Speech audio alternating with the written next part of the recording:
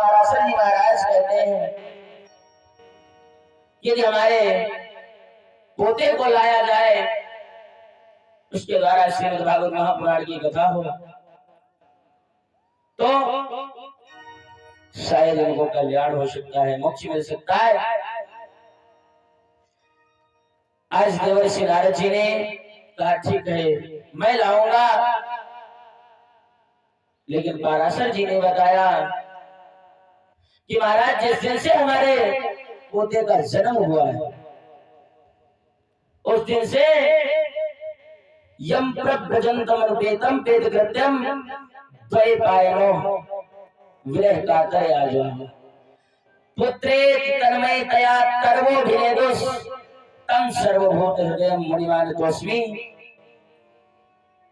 लिखा है श्री व्यास जी महाराज सर्वप्रथम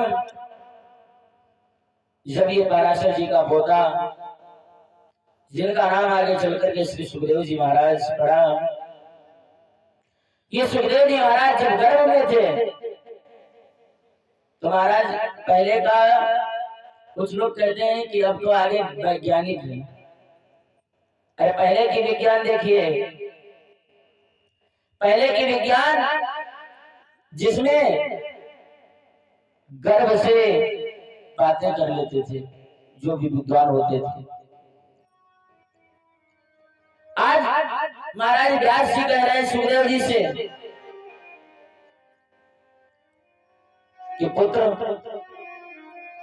बाहर आ जाओ। श्री सुखदेव जी कहते हैं नहीं पिताश्री मुझे ये माया घेर लेगी। व्यास जी कहते हैं ये माया तुम्हारा कुछ नहीं कर सकती।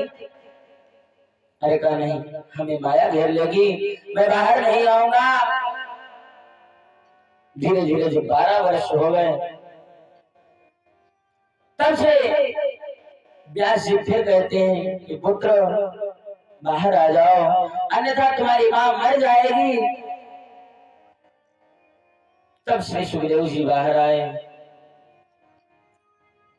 और नार के सहित जंगल के लिए चल प्रस्थान किया। तो आगे आगे श्री सुखदेव जी जा रहे हैं और पीछे से व्यास जी जा रहे हैं। आज व्यास जी महाराज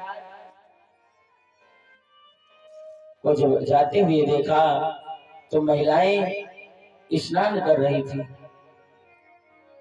महिलाओं ने अपने अपने अंगों को ढक लिया। श्री व्यास जी ने इस पर चर्चा किया, कहने लगे कि हमारा पुत्र निकल गया जिसकी अवस्था 12 वर्ष है और तब आपने अपने अंगों को नहीं ढका। तो श्री व्यास जी से स्त्रियां कहती हैं कि वो तो अनभिज्ञ है, उसे किसी प्रकार का ज्ञान नहीं है कौन स्त्री है कौन पुरुष है। विभिन्न प्रकार के दृष्टांतों से श्री व्यास जी को समझाया। आज व्यास जी वापस चले आए लेकिन श्री सुखदेव जी महाराज वापस नहीं आए। वही पाराशर जी बतला रहे हैं कि जिस दिन से हमारा पोता गया उस दिन से अभी तक वापस नहीं आया। नारद जी उसके बाद समय के अनुसार कि देवर्षि नारद जी दूतोगत लेकर के आते हैं श्री सुखदेव जी को। सभी ऋषि स्वागत में खड़े हुए हैं और जब साथ में आज पाराशर जी महाराज वो भी प्रणाम कर रहे हैं। तभी लिखा व्यास जी ने द्वैपायनो विरह कातर आज आवा। महाराज आज बाबा जो है दादा वो पोते को प्रणाम कर रहे हैं। यहाँ पर पूजन अर्चन वंदन किया। उसके बाद परीक्षित जी महाराज सर्वप्रथम आगे बढ़े और कहने लगे कि ये बताइए महाराज इस 7वें दिन मरने वाले को क्या करना चाहिए। श्री सुखदेव जी कहते हैं कि वरियानी सती वैष्णव। महाराज अभी हम आकर के खड़े नहीं हुए और आते जाते प्रश्न। तो श्री परीक्षित जी ने कहा, अरे महाराज आपके जैसे संत, आपके जैसे महात्मा कहाँ टिकते हैं, तो प्रश्न करना बेहतर है। कम से कम जब तक प्रश्न का उत्तर नहीं दोगे तब तक कहीं जाने भी नहीं देंगे। उसके बाद श्री सुखदेव जी कहते हैं, जब हम तुमको बताएंगे 7वें दिन मरने वाले को क्या करना चाहिए, उसके पहले मैं अपने प्रभु की यानी अपने गुरु की वंदना करना चाहता हूं। श्री सुखदेव जी बड़ा ही सुंदर श्लोकों के माध्यम से स्तुति करते हैं।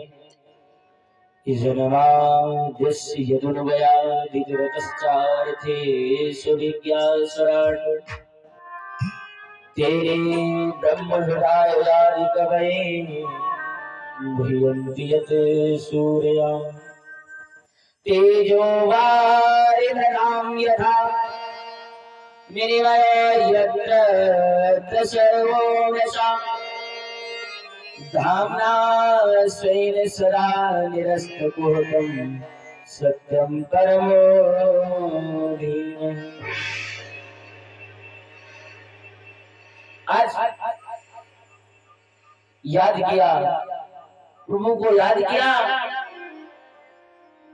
और किसको याद किया? उस सत्य स्वरूप परमात्मा को जो ब्रह्म एक वो ब्रह्म द्वितीय और नास्ति, संसार में एक ही ब्रह्म है। आज उस परमपिता परमात्मा का ध्यान किया और उसके बाद कहते हैं कि महाराज यदि तुम्हें 7वें दिन मरने से पहले किए जाने वाले उपाय, तो आपके पास एक ही उपाय है कि आप श्रीमद् भागवत महापुराण को श्रवण करो और जिससे तुम्हें मोक्ष मिल जाएगा।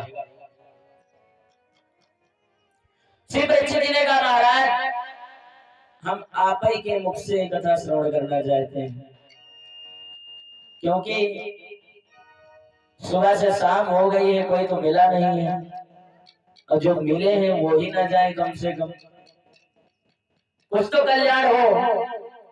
आज श्री परीक्षित जी महाराज सुंदर व्यास पीठ का निर्माण किया। श्री सुखदेव जी हरिहर घाट के किनारे और बैठ करके व्यास आसन पर, तब श्री परीक्षित जी महाराज प्रश्न करते हैं कि महाराज 7वें दिन मरने वाले को क्या करना चाहिए?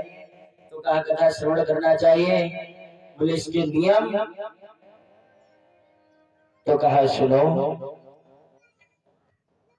कि तामसी तथा निद्राकारी, यहाँ तक के तामसी भोजन मना बताया गया। इसमें लहसुन प्याज मिला हुआ हो, उस सब्जी को या दाल को, मतलब उस अन्न को खाना ही नहीं चाहिए। कि तामसी तथा निद्राकारी, और भोजन न कभी फल देता है।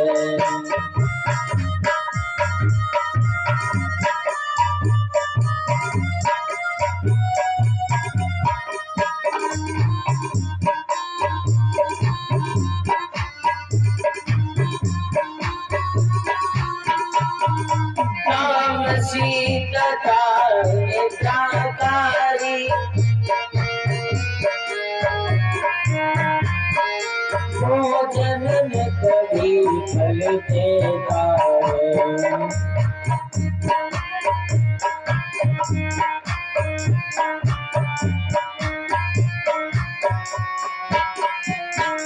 कीर्तन में पान आदि खाकर पाप ही तब जैसी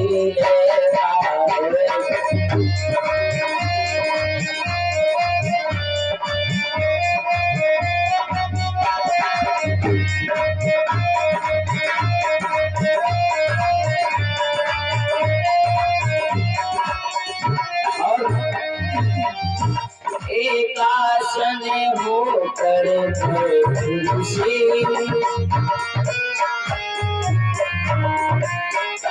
एकाग चेत कर राजन को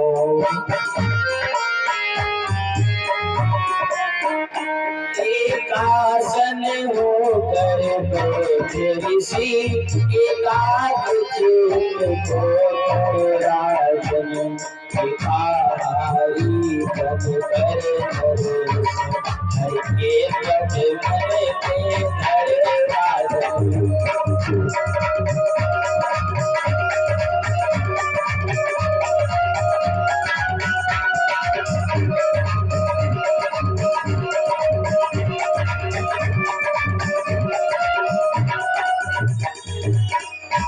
कथा में कुछ लोग आते हैं, कुछ तो होते हैं श्रोता और कुछ श्रोता तो कुछ श्रोता। तीन प्रकार के श्रोता बताए गए। श्रोता जो औते आओ पहले खंबा ढूंढे, यानी कितने समय, अच्छा खंबा कब ढूंढे, जब कथा में मन नहीं लगे। नींद कथा में कब आती है, जब कथा में मन नहीं लगता। मैया पार्वती जी को भोलेनाथ जी जब अमर कथा श्रवण कराने गए तो पार्वती जी सो गई, इनका मन नहीं लगा कथा में। पहले तो सोने वाले, फिर श्रोता और श्रोता। श्रोता यानी जिनका मुंह ना रुके कथा में, इतना ज्यादा बोलते हैं लगता है कथे में फुर्सत मिलती है बातें करने की। और तीसरे नंबर में श्रोता जो कथा को श्रवण करते हैं। श्रोता वक्ता ज्ञान निधि कथा राम के गुण, ये बहुत ही गहरी कथा है।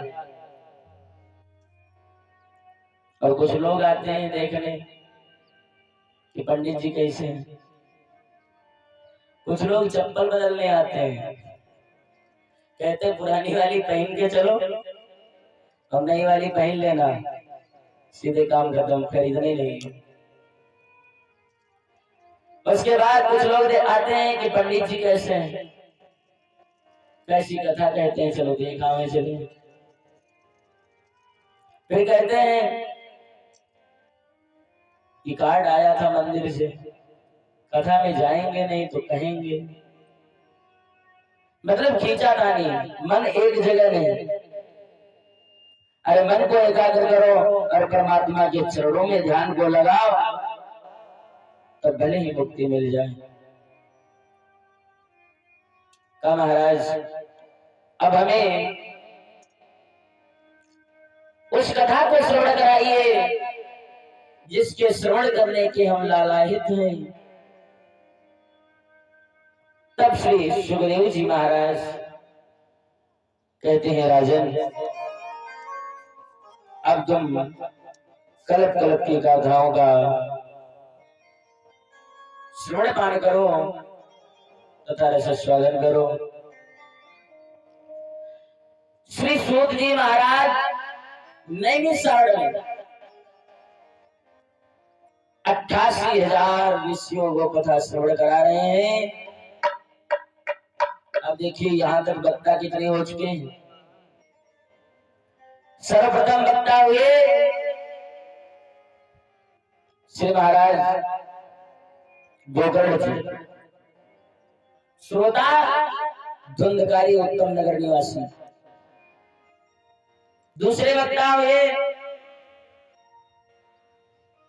सनत सनंदन सनातन सनत कुमार, जिन्होंने देवर्षि नारद जी को कथा श्रवण कराई। और तीसरे वक्ता हुए महाराज, जिन्होंने श्री सूत जी महाराज जो आज 88,000 ऋषियों को कथा श्रवण करा रहे हैं। उसके बाद श्री सुखदेव जी महाराज और परीक्षित जी, और उसके बाद याज्ञवल्क्य की संवाद। कुल मिलाकर के इसमें वक्ता 7 हुए हैं। कहते हैं कि श्री सूत जी महाराज से श्री सौनक इत्यादि 88 ऋषियों ने प्रश्न किया।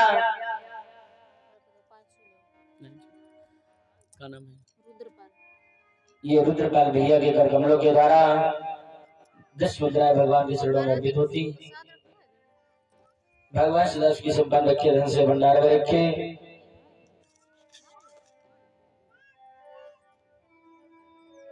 बोली बाकी बिहारी सरगाएगी। आज श्री सूत जी महाराज से प्रश्न किया कि भगवान के कितने अवतार हुए। दूसरा प्रश्न कि मन की संसार में सबसे तेज गति किसकी है। तीसरा प्रश्न कि धर्म प्रभु के जाने के बाद में किसकी शरण में जाता है। और उसके बाद ऐसे ऐसे 6 प्रश्न किए। और 6 प्रश्नों के उत्तर इसी भागवत कथा से मिलते हैं। श्री सुखदेव जी कहते हैं कि राजन परीक्षित, भगवान के गर्भ में बताया गया कि 24 अवतारों की कथा का वर्णन आता है। और जिस कथा में 24 अवतारों की कथा का वर्णन आ जाए उसे श्रीमद् भागवत महापुराण कहते हैं। श्रीमद् भागवत महापुराण कहने लगे प्रभु हमें अवतार बतलाइए। कहा कि सनक सनंदन सनातन एवं सनत कुमार और विश्वंभर का विश्व में पहला अवतार। सनक सनंदन सनातन सनत कुमार इनका प्रथम अवतार। आज जब ब्रह्मा जी ने जिस समय पर इस संसार की रचना की है, तो जब और ज्यादा इस सृष्टि को बढ़ाना चाहा तो आज इन सनका सनंदन सनातन सनत कुमार इनको प्रकट किया। अच्छा, सोचा कि इनसे कुछ सृष्टि बचाने बढ़ाने के विषय में कार्य लिया जाए, लेकिन उन्होंने वरदान मांग लिया। पिताश्री हम आपकी बात तब सुनेंगे जब हमें एक वरदान दे दो। क्या? ब्रह्मा जी ने कहा मांगो। कहा कहीं ऐसा ना हो कि हम मांगे और आप मना कर दें, इसलिए पहले ही वचन भरवा लिए। और फिर कहते हैं कि वे बोले प्रभु इतना वर दो, प्रभु के ही यश में सने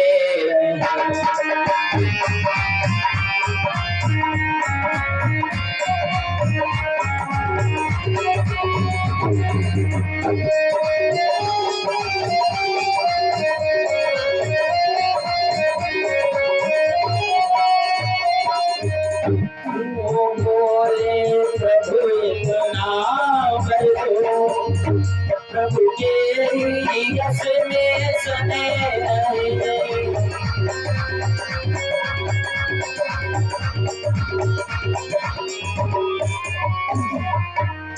प्रभु के यश में सने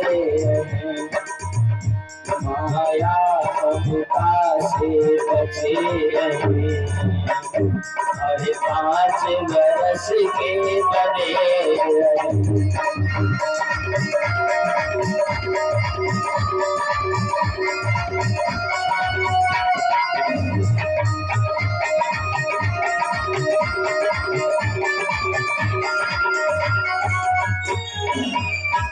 ब्रह्मा को देना पड़ा इसी भांति वरदान, केंद्र दिखाई देख कर बदल गया कुछ ज्ञान, जिससे आज उस भक्ति के कारण रुद्र भगवान तमोगुणी संतान प्रकट होती है।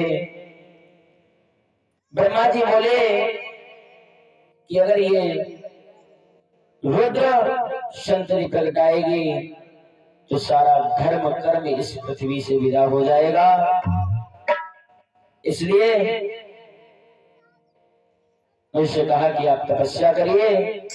तपस्या के लिए चले गए और फिर ब्रह्मा जी के यहाँ अंगिरा इत्यादि संतानें हुई। उसके बाद सरस्वती जी प्रकट हुई तो श्री सरस्वती जी से चाहा सहारा लेना, लेकिन कहा देवर्षि नारद जी ने रोक दिया, पिताजी ऐसा ठीक नहीं रहेगा, क्योंकि तुम पिता हो।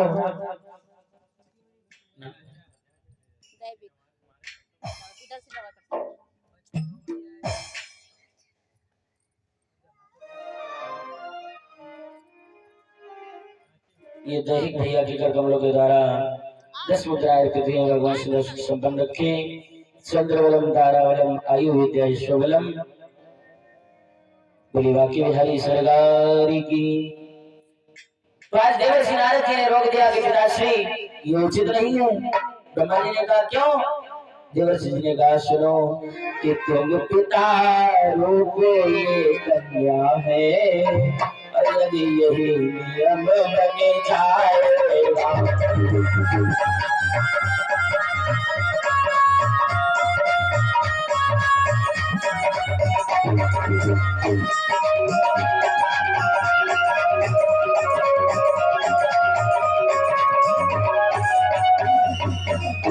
तुम पिता ये कन्या है, यदि यही नियम बने जाएगा तो आगे बाप देखियो और ये भावत लाएगा।